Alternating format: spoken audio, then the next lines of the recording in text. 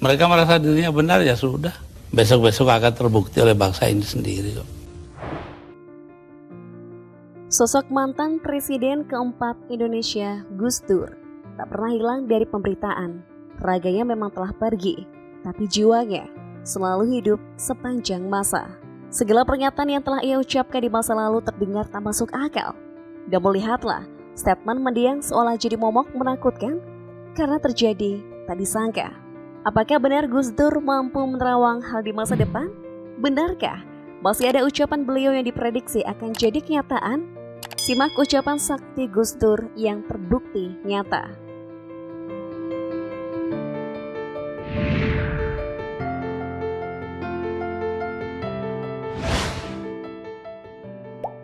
Kemenangan Joko Widodo di pentas pemilu Presiden 2014 tak lepas dari prediksi Gus Dur. Bukan di saat memanasnya politik masa itu, melainkan ketika Jokowi masih menjabat sebagai wali kota Solo.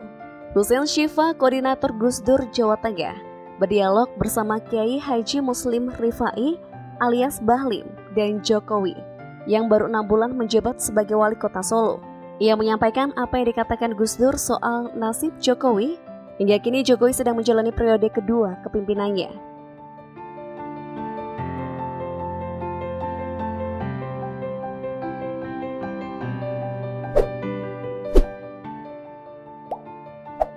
Saya di dunia ini yang pantas jadi musuh saya cuma satu, Pak Harto. Saya di dunia ini yang pantas pemimpin Indonesia ya, yang pantas jadi musuh saya cuma satu, Mas. Siapa itu? Pak Harto. Ya, begitulah pernyataan mantan Presiden RI keempat untuk mantan Presiden RI kedua. Sama-sama pernah berjuang untuk negara ini, tapi ada hal berbeda memandang kinerja selama memimpin. Kritis dan lugas, bukan pencitraan, melainkan kenyataan yang tak terlihat. Kiai Haji Abdurrahman Wahid alias Gus Dur, menurut kebanyakan orang memiliki kemampuan meramal di masa depan. Kiai Haji Bukhari Masruri, seorang tokoh Islam Indonesia, dalam satu acara menceritakan apa yang dikatakan Gus Dur mengenai Soeharto yang akan mundur dari kursi kepresidenan. Wes rasah kerebuk kui Pak Harto segera meneh jatuh. Artinya sudah tak usah bicara itu, sebentar lagi Pak Harto jatuh. Terdengar mustahil bisa Soeharto diangkat menjadi jenderal bintang 5 yang didukung kekuatan bersenjata politik. Namun kenyataannya, tak lama setelah Gus Dur berkata demikian, Soeharto benar-benar lengser atas permintaan publik. Sangat mengejutkan.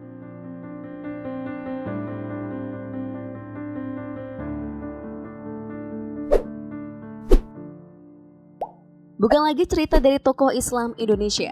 Kali ini cerita dari Menteri Koordinator Bidang Kemaritiman, Luhut Binsar Panjaitan, menceritakan kisah dirinya ketika bersama mendiang Gus Dur.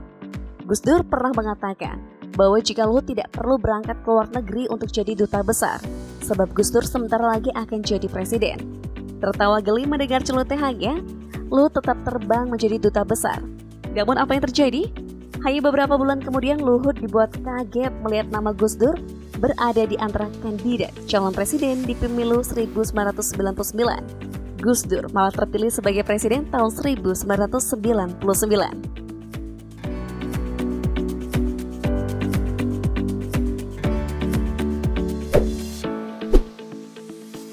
Kehebatan Gus Dur memprediksi dirinya terpilih jadi presiden keempat setelah mendiang B.J. Habibie selaras dengan kemampuan dirinya menerawang sejauh mana ia bertahan sebagai pemimpin negara. Gus Dur pernah ditanya dalam sebuah acara stasiun televisi menyoal siapakah yang sepatutnya bertanggung jawab atas pelengseran dirinya sebagai presiden. Mereka merasa dirinya benar, ya sudah.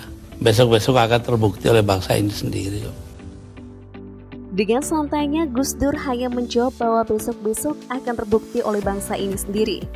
Amin Rais dan Megawati disebutnya sebagai dalang. Gus Dur menyebut dua tokoh nasional dan nama-nama di balik pelengseran dirinya terjawab di buku yang ditulis Firdika Rizky Utama bertajuk Menjerat Gus Dur.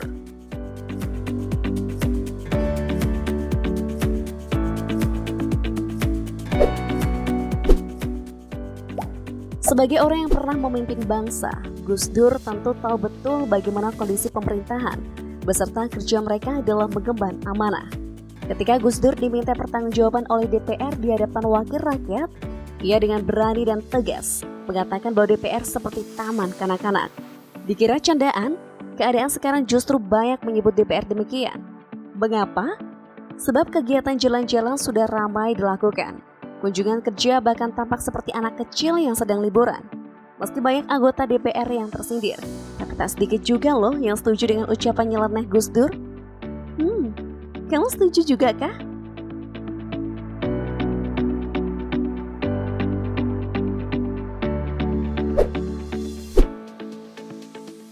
Next, pengakuan menohok dari Jenderal Sutarman, ajudan Gus Dur ketika menjadi presiden. Ternyata Jenderal Sutarman pernah diprediksi akan jadi Kapolda, lalu jadi Kapolda Metro, kemudian jadi Kapolri. Mendengar dirinya yang saat itu hanyalah seorang ajudan, ia hanya tertawa karena merasa tidak mungkin menjabat setinggi pangkat Kapolri. Namun, simsalabim, Gus Dur jadi kenyataan.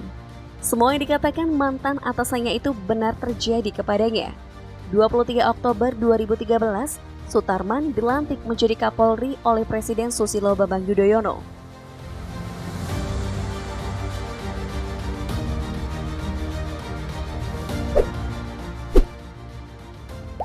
Berikutnya cerita menarik dari Kiai Haji Said Akil saat menghadiri acara tasyakuran muktamar di PPGP Ansor. Menceritakan betapa sakitnya ucapan mendiang Gus Dur. Pernah suatu kesempatan, Gus Dur meminta dirinya menyiapkan roti dan air putih untuk sarapan.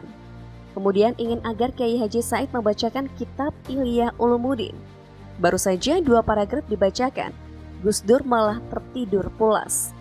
5 menit berikutnya ia terbangun dan tiba-tiba mengatakan bahwa Said Akil akan menjadi ketua PBNU di atas umur 55 tahun. Benar saja, Kiai Haji Said Akil terpilih pada Muktamar ke-32 NU di Makassar. Memang pada usia 56 tahun.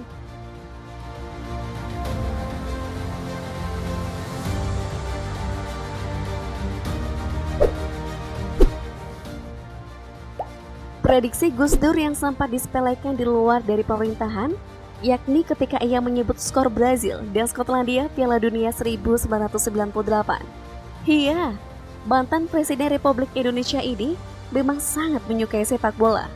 Analisanya terhadap sejumlah pertandingan sepak bola membuat ia kerap iseng menyebut skor akhir laga. Hasilnya 2-1 untuk kemenangan Brazil di babak grup sesuai prediksinya.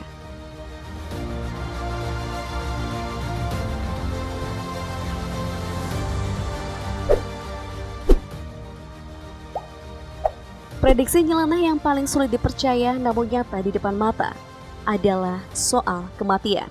Bukankah kematian adalah takdir yang tak bisa diterawang? Apa jadinya jika kita sudah mengetahui hari di mana kita akan meninggalkan semua orang di dunia?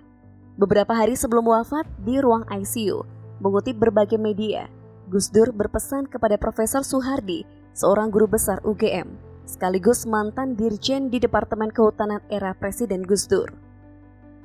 Saya titip bangsa ini, tolong ikuti kawal Pansus Senturi DPR. Besok Kamis saya akan pulang ke Tebu Ireng. Dengan diantar banyak orang, saya sudah ditunggu oleh ayah saya di sana.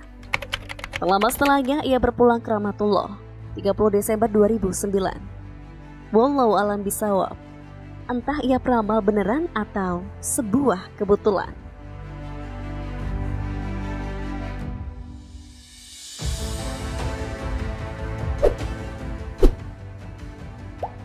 Berikutnya, Gus Dur juga pernah memprediksi Basuki Cahayapurnama atau akrab disapa Ahok akan merasakan kursi Gubernur DKI Jakarta. Prediksi itu muncul malah jauh sebelum Ahok ke Jakarta. Gus Dur menyampaikan kepada Ahok pada pemilu di Bangka Belitung, pastinya Ahok tak pernah menganggap ucapan itu terjadi. Baginya, orang Cina gak bakalan bisa jadi gubernur. Nyelenehnya lagi, Gus Dur bahkan menyebut Ahok pun bisa menjadi presiden. Nah, apa yang terjadi? Tak pernah disangka, Ahok naik jabatan menjadi Gubernur DKI Jakarta usai Jokowi terpilih sebagai Presiden tahun 2014. Wah, akankah Ahok jadi the next Presiden sesuai prediksi Gus Dur? Inikah prediksi Gus Dur yang belum terjadi dan bakal jadi nyata?